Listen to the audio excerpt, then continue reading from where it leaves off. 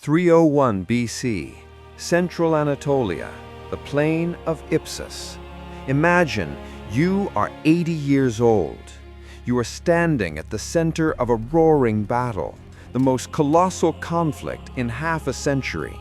You are heavy, half blind in one eye, yet you are the center of this storm. You are Antigonus Monophthalmus, the last of the commanders who personally fought shoulder to shoulder with Alexander the Great. And against you is not one enemy, but the entire world. 4 kings, 4 former comrades have brought their armies to wipe you from the face of the earth. Your only hope, your brilliant son Demetrius, has just shattered their flank and vanished into a cloud of dust, carried away by the thrill of the chase. A hailstorm of javelins is already hurtling toward you, but you stand your ground. You wait. Guess what happened next? Here's what no one tells you about the fall of a great empire. We tend to think it was inevitable, that the giant colossus simply collapsed under its own weight. But that's not the whole truth. There was one man who had the will, the gold, and the armies to challenge history itself and try to piece this world back together. His name was Antigonus. While Ptolemy was fortifying his Egypt and Seleucus was marching to the east, this old titan decided to take it all. Are you ready for the shocking truth? The truth is, he came unbelievably close to victory. His fall was not just the death of an old man. It was the point of no return that forever redrew the map of the world and buried Alexander's dream. We will show you what history could have been if, in that final battle, his son had returned just 10 minutes sooner. We will reconstruct the path of the man who gambled everything on a single card and lost the world. 323 BCE. The scorching air of Babylon. The greatest of all conquerors, Alexander the Great, has breathed his last. At 32, the sun that had illuminated the world from Greece to India was extinguished. His empire, a colossus forged from blood, genius, and inhuman will, was orphaned in an instant. In the throne room, amidst a silence broken only by whispers, his generals gathered, the Diadochi, the Successors. These were not mere soldiers. They were titans, forged in the crucible of endless wars, drunk on power and infected with the ambition of their dead god. Legend says that Alexander whispered he was leaving his empire to the strongest. Perhaps it's a myth, but it didn't matter. Every man in that room was certain he was looking in a mirror. The bloody feast of the gods had begun. The empire didn't just fall apart. It plunged into an abyss. Power was formally transferred to Alexander's feeble-minded half-brother, Philip Aridaeus, and his yet unborn son. But this was a pathetic fiction, a smokescreen behind which the world was already being carved up. The regents, Perdiccas and Antipater, were merely the first on the list. Real power was loyal spears and gold. Ptolemy, the most cunning and calculating of them all, struck the first blow. He brazenly stole Alexander's sacred body and carried it off to Egypt, hijacking the ultimate symbol of legitimacy. Lysimachus sank his claws into Thrace. Seleucus set his sights on Babylon. Old oaths of loyalty turned to dust. The only law was the right of the strong, the only argument a drawn sword. And where was our hero in this storm? Antigonus the One-Eyed was a shadow. He was nearly 60, a venerable veteran, a general who had lost an eye in battles for Alexander's father. But now he was merely the satrap of Phrygia, a second-tier figure, if not third. He wasn't in Babylon. He didn't take part in the great carve-up. He was an appointee. But Antigonus was an old lion who, unlike the young wolves, possessed limitless patience. He sat in his Phrygia and watched. He watched as the successors tore at each other's throats, and he understood. This chaos, this power vacuum, this bloodbath, it wasn't a curse. It was his feeding ground, his only chance, and he would bide his time. 321 BC. The chaos has escalated into open war. The regent, Perdiccas, attempting to hold the empire together by force, invaded Egypt to crush Ptolemy. But the Nile became his grave. After a disastrous river crossing that cost him thousands of soldiers, his army mutinied. Perdiccas fell not to an enemy's sword, but to the daggers of his own commanders.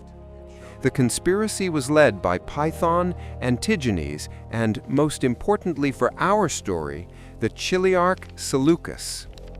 The successors convened for a new division of the world at Triparadisus. Antigonus, who had prudently backed the winners, received his reward. He was confirmed as the satrap of Phrygia. But more importantly, he received an order. The new regent, Antipater, appointed him strategos of Asia and tasked him with destroying the last supporter of the dead Perdiccas, Eumenes of Cardia. It was supposed to be a simple police operation. But Antigonus saw what others did not. He saw his chance. Instead of simply defeating Eumenes and relinquishing his command, he began to play his own game. Yes, he fought Eumenes and won, trapping him in the impregnable mountain fortress of Nora. But he didn't waste months on a pointless siege. He left only a small detachment there and, in defiance of all the regent's orders, turned his army, now the most powerful in Asia, against the other satraps who stood in his way. He invaded Lydia and crushed the governor of the Hellespont. He was no longer an executor of orders. He had become a force of nature. When the regent Antipater died and power in Macedon passed to Polyperchon, Antigonus made his move. He didn't just ignore the new regent. He opened negotiations with the trapped Eumenes, trying to win him over to his side. It was an act of unheard-of audacity. Now, let's break down what just happened. This was the moment of transformation. The 60-year-old satrap, the second-tier figure, had executed a gambit. He sacrificed a small piece, his feigned loyalty to the regents, to win the most important prize: time, an army, and independence. He understood that in this ecosystem of chaos, orders from distant Macedon were mere words on the wind. Real power was the spears of your soldiers and the gold in your treasury. While other Diadochi, including Seleucus, were receiving their satrapies in Babylon, Antigonus was looking out only for himself. He transformed the army given to him by the regent for a police operation into his own personal invincible sword.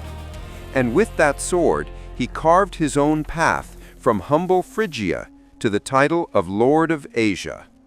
The old lion had awakened and would no longer obey. 15 years had passed since Antigonus began his game. 15 years of incessant wars, betrayals, and triumphs. By 307 BC, the old lion was on top of the world.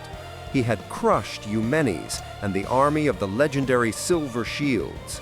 He had driven Seleucus from Babylon, chasing him to the very fringes of the former empire, to India. He controlled everything: Asia Minor, Syria, Phoenicia, Mesopotamia.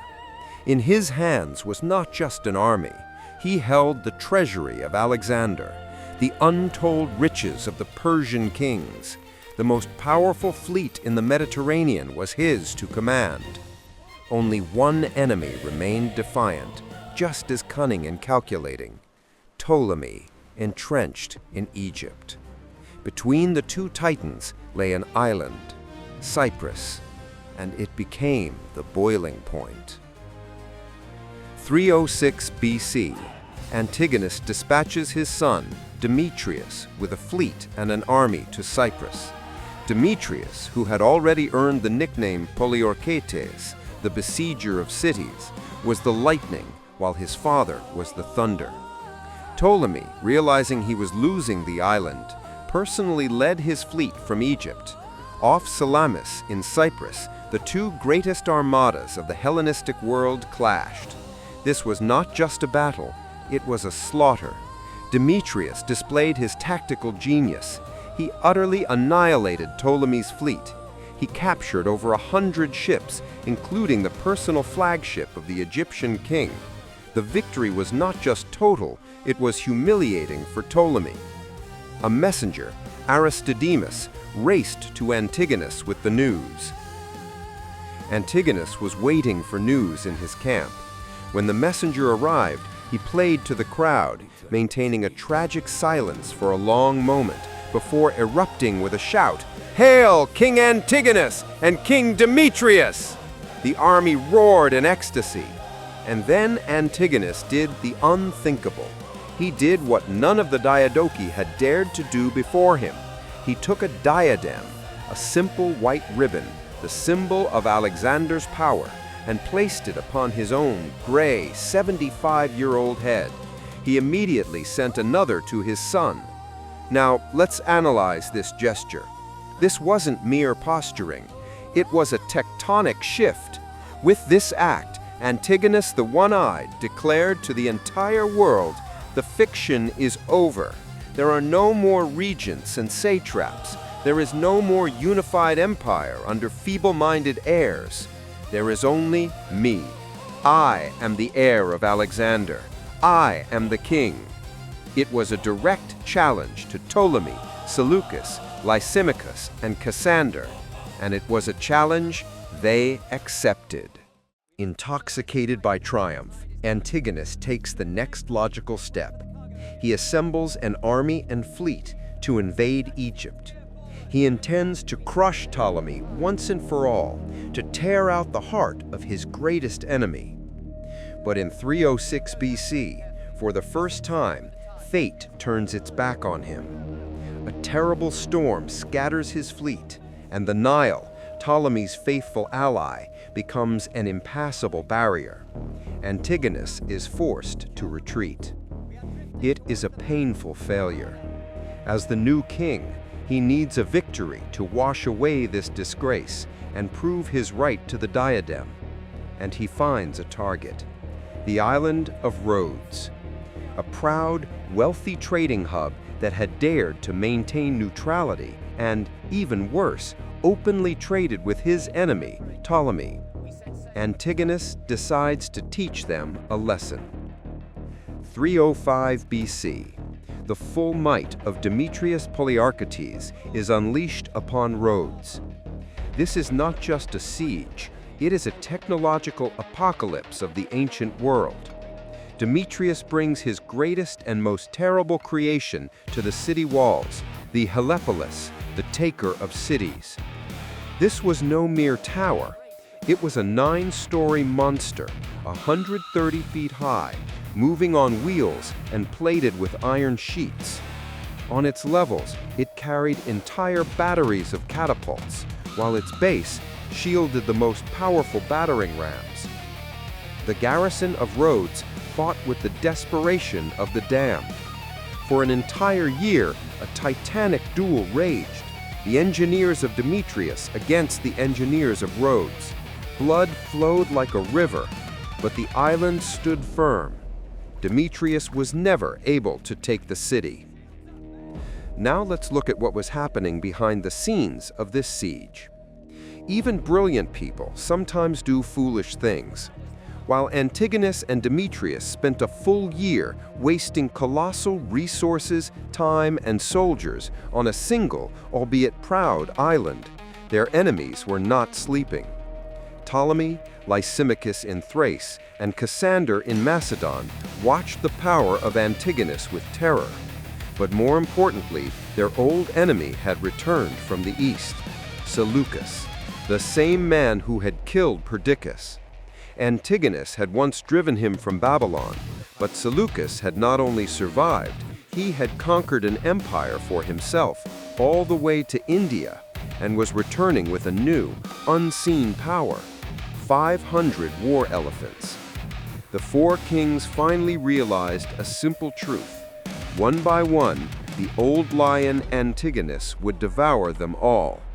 While Demetrius was building his Helepolis, they were building the Grand Alliance. The Siege of Rhodes, which ended in an honorable peace, was not a victory. It was a fatal strategic blunder.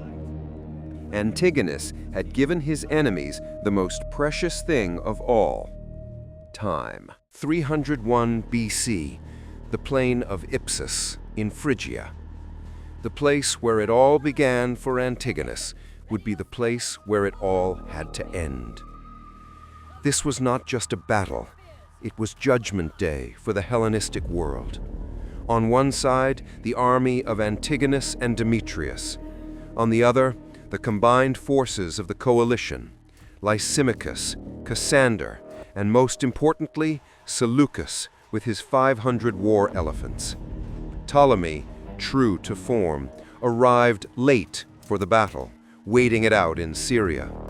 Nearly 150,000 men converged on the field, the greatest battle since the time of Alexander. Antigonus was 81 years old. He knew this was his last chance. Either he would win and become the sole ruler of the empire, or he would die. The battle began. The 81-year-old Antigonus, too heavy to sit on a horse, commanded his phalanx from the center.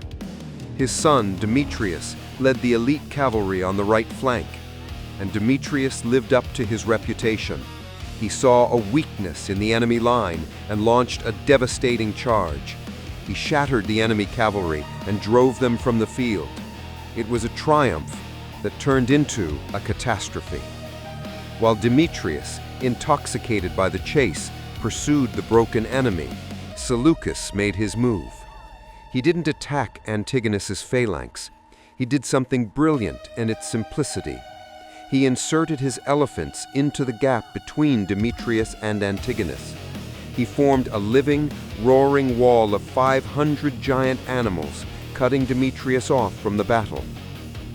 And then the center, Antigonus's phalanx, was left alone, exposed, defenseless on its flanks, against the entire world. A storm of arrows, javelins, and spears rained down on the 81-year-old man. His soldiers began to waver. Then they broke and ran. His officers begged him to retreat, but the old lion stood his ground. He peered with his one good eye into the dust, waiting for his son's return. He could not believe that Demetrius had abandoned him. He stood there until an enemy javelin struck him dead. He collapsed to the ground, and in the moment his heart stopped, the dream of a united empire died with him. The Battle of Ipsus was lost. Alongside Antigonus, the very idea of Alexander the Great's world was buried on that field. The world was shattered for good. Thus died Antigonus Monophthalmus, the 81-year-old Titan, the last of Alexander's companions, fell on the battlefield, clinging to his grand but impossible dream with his final breath. His son Demetrius fled. His empire, the colossus he had built over 20 years, was torn to pieces by the victors that very day. Lysimachus took Asia Minor. Ptolemy, who never even showed up to the battle, calmly took Syria for himself.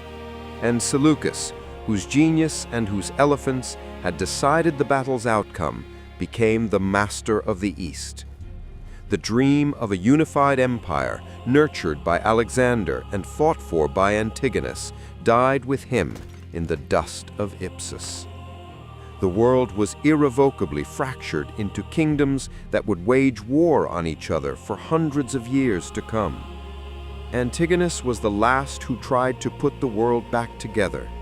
After him came those who only learned how to tear it apart. He lost, but his defeat was more magnificent than the victories of many of his enemies. He was a titan of a bygone era, a man who, at 80 years old, risked everything for a dream. But while Antigonus dreamed of the future, the other Diadochi were busy methodically destroying the past. Among those standing in the ranks of the victors at Ipsus was a man whose cruelty and cold calculation eclipsed many. What if I told you that everything you believed about Alexander's family was an illusion, shattered by one man? His name was Cassander. He didn't just want power, he wanted to erase the very memory of Alexander. And he did it by cold-bloodedly murdering his mother, Olympias, his wife, Roxana, and his only son. Next time, we will tell the story of Cassander, the man who killed the family of Alexander the Great. Tell us in the comments, do you think Antigonus had a chance, or was his dream doomed from the start? If you enjoyed this story, support us, and we will continue to uncover the darkest and greatest pages from the age of the Diadochi.